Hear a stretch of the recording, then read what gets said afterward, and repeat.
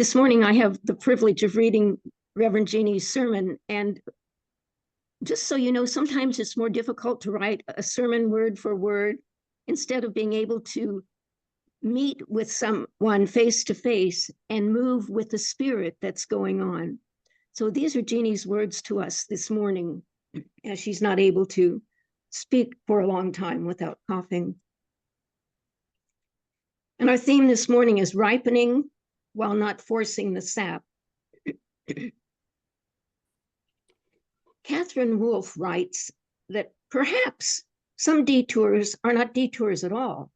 Perhaps they are the actual path. I think this may be true. I also think that if we could actually see where some paths are going to take us, we would avoid them completely.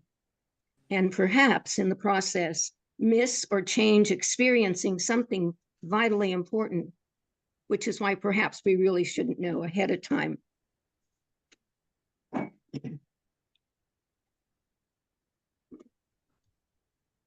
If I could have seen where choosing barbecue in the grocery store parking lot on my second night of my retreat in Mount Shasta was going to take me, I probably would have become a vegetarian on the spot. I have been sicker than I can remember being. I was exhausted when I got to Mount Shasta, so much so I had forgotten to do several things before I left Oakland that I would never have forgotten to do.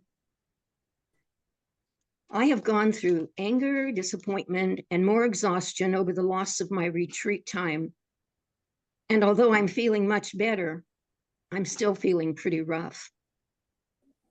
The doctor said to me, Jeanne, you are going to have to be patient with this, and I'm not kidding. Terrific, I thought. Perhaps it's something that comes so easily for me. As I sat wrapped in blankets in recent days, listening to audiobooks, sipping broth and tea, taking antibiotics, doing breathing exercises, soaking in the tub, avoiding and raging at the news, and sleeping, I began to feel well enough to enjoy the little sliver of very green patio outside my sliding glass bedroom door. From bed, I can see many plants, including the birthday cactus that is gearing up to bloom that y'all gave me several years ago, my hand-built bottle tree, my 100-year-old farm lane antique sign that I bartered for in Arkansas, and a Buddha head gifted to me by my neighbors as I gave their anxious and traumatized shelter rescue pup some Reiki, and she had a marked settling. There is also my tree, a huge redwood tree that partially props up our well-worn back fence. Some of you know the story of the day tree trimmers brought the chainsaws, ladders, and ropes into our alley and started to cut my tree down and assuring me they were only trimming it. Well, the trimming caused a huge limb tree branch to fall on our outdoor table and umbrella, smashing them to pieces. I told the head trimmer that if he didn't replace our patio furniture and stop mucking with my tree, I was going to hose him with a plant sprayer on jet or push him off the ladder with a broom, whichever I could manage. Well, there were expletives in English and Spanish unbecoming a woman of God. Or maybe they really were becoming, since Genesis 9 covenant, as I read it, is with all of creation, including trees, not just Noah and his kin. I'm going to have to give that more thought. Ethical reflection can be one can of worms after another, but I am clear that one should probably not trifle with a newly minted crone and a tree she believes is holy. So my tree was spared and my furniture in the patio replaced. And as I continue to find great comfort in my tree, she provides shade and outdoor joy during the pandemic lockdown and accompanied me as I received word of the pending death of both my parents. My tree held Easter eggs hidden in her branches for Clive and covered us through the tragic death of Christy's brother, Stan.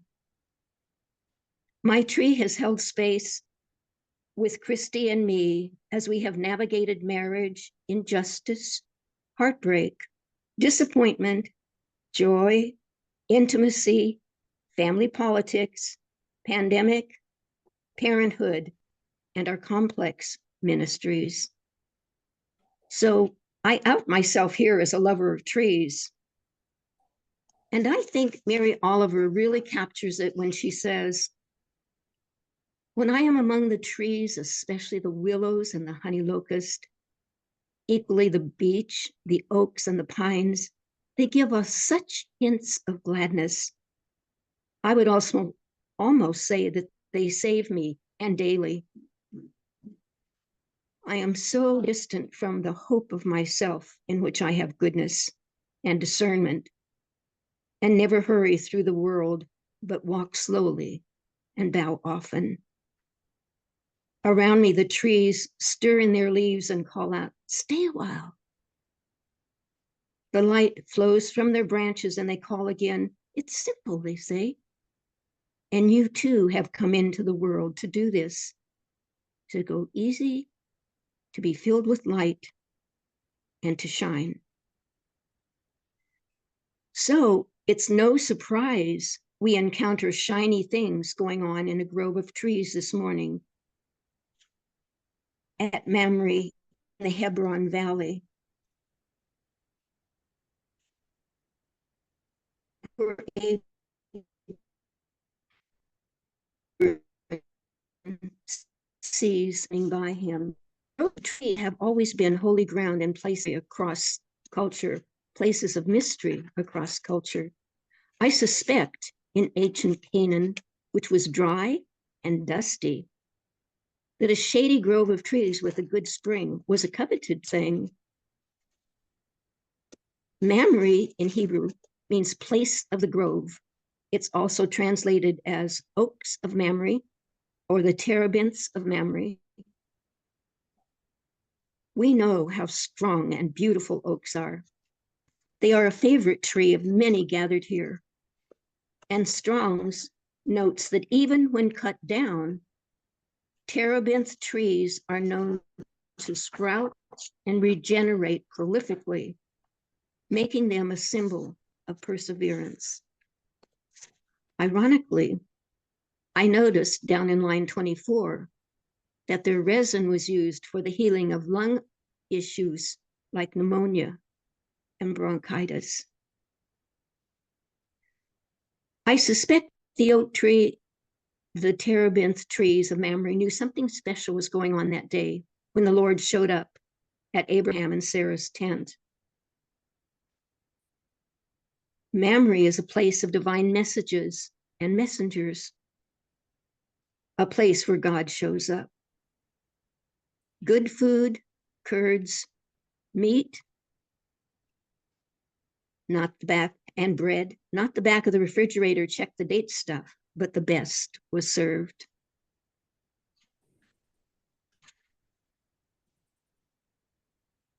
Relationships were cultivated. Deep hospitality and attentiveness were shown. Divine and human connections were made. Contextually, it is the antithesis of what was going on nearby at Sodom and Gomorrah, which was chaotically breaching every covenant of welcome and hospitality in the ancient Near Eastern playbook. Sarah and Abraham also got an incredible message, one so outlandish it made Sarah laugh out loud, which she tried to deny. But the truth is, she thought the whole idea of pregnancy, of that kind of ripening at her age, was ridiculously, but maybe, hopefully, funny. So I guess it is natural that I am drawn to the trees of Mamre and this incredible story that unfolded there for this message this morning. The holding, the turning, the holy ground, the hospitality, the surprises, the rooting. The terebinth trees held space in that place and time. the way my redwood has been holding space for me as I rest and enjoy my spring green sliver of patio.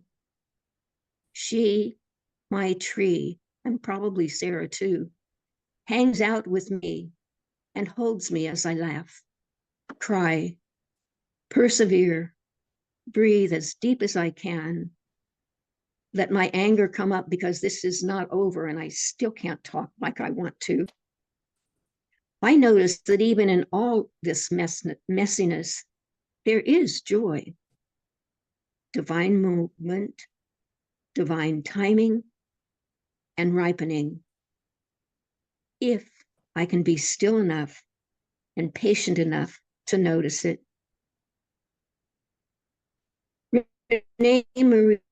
Maria Rilke notices something similar about trees and timing. He says, in this, there is no measuring with time. A year doesn't matter, and 10 years are nothing.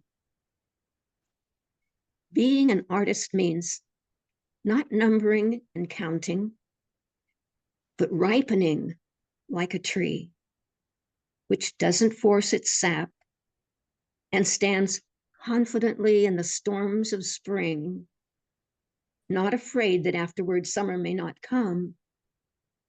It does come, but it comes only to those who are patient, who are there as if eternity lay before them, so unconcernedly silent and vast.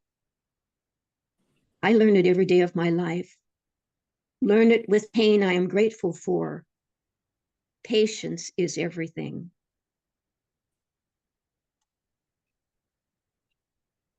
And so this morning, it is my prayer, I send a message through Jackie to you and to myself, that whatever unexpected things come our way, whatever spring storms we find ourselves navigating, we will, with perseverance, with the help of God, and without forcing our sap, catch a glimpse of the eternity, hope, and possibility in the ripening. And if we get lucky, we might even shine. Amen.